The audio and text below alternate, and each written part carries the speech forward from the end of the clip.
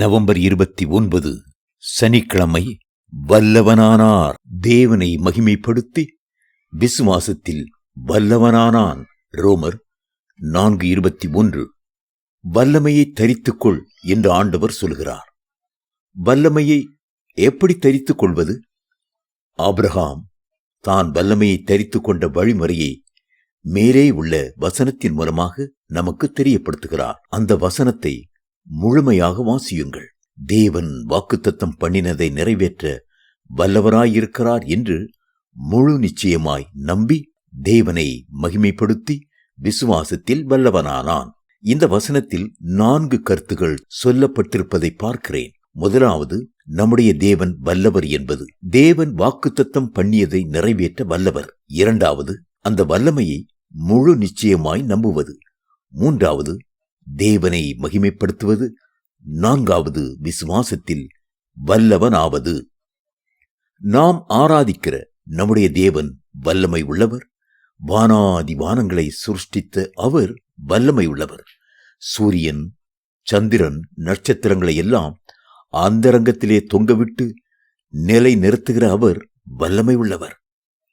அவருடைய வல்லமை மற்ற எல்லா வல்லமைகளையும் மேற்கொள்ளுகிற ஒரு வல்லமை. அது சர்வ வல்லமை. கர்த்தரை நாம் எவ்வளவுக்கு எவ்வளவு வல்லமை உள்ளவர் என்று போற்றுகிறோமோ அவ்வளவுக்கு அவ்வளவு நம்மேலே தேவனுடைய வல்லமை இறங்கி வரும். கர்த்தருடைய கண்கள் யாருக்கு என் வல்லமையை கொடுக்கலாம், யாருக்கு என் வரங்களை கொடுக்கலாம் என்று ஆவலோடு நோக்கி பார்த்து கொண்டிருக்கிறது. தம்முடைய வல்லமை விளங்க பண்ணும்படி அவருடைய கண்கள் பூமி எங்கும் உலாவி சுற்றி கொண்டிருக்கிறது.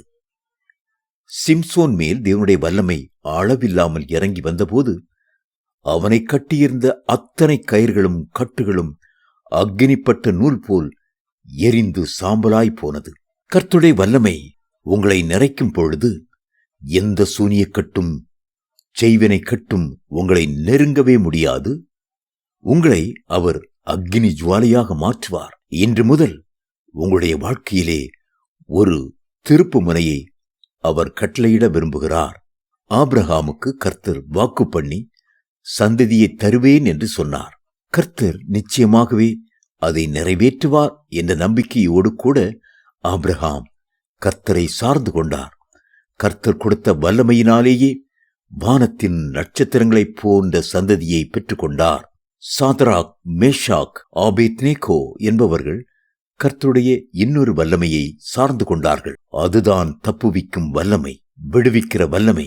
தானியேல் 3:17 அவர் வல்லவர் வல்லவர் என்று முழங்கின முழக்கத்தின்படியே கர்த்தர் அவர்களை அக்னி சூளைக்கும் ராஜாவின் கைக்கும் தப்புவித்தார். தேவ பிள்ளைகளே, கர்த்தர் உங்களுக்கு ஒரு வாக்குத்தத்தம் கொடுத்திருப்பார். ஆனால் அவர் அதை நிறைவேற்ற வல்லமை உள்ளவர் என்பதை அறிக்கையிடுங்கள். வானமும் பூமியும் ஒளிந்து போனாலும் கர்த்தர் உங்களுக்கு கொடுத்த வாக்குத்தத்தங்களை நிறைவேற்றாமல் விடப்போவதில்லை. சிங்கங்கள் என்னை சேதப்படுத்தாதபடிக்கு தேவன் தம்முடைய தூதனை அனுப்பி அவைகளின் வாயை கட்டி போட்டார். தானியேல் 6:22.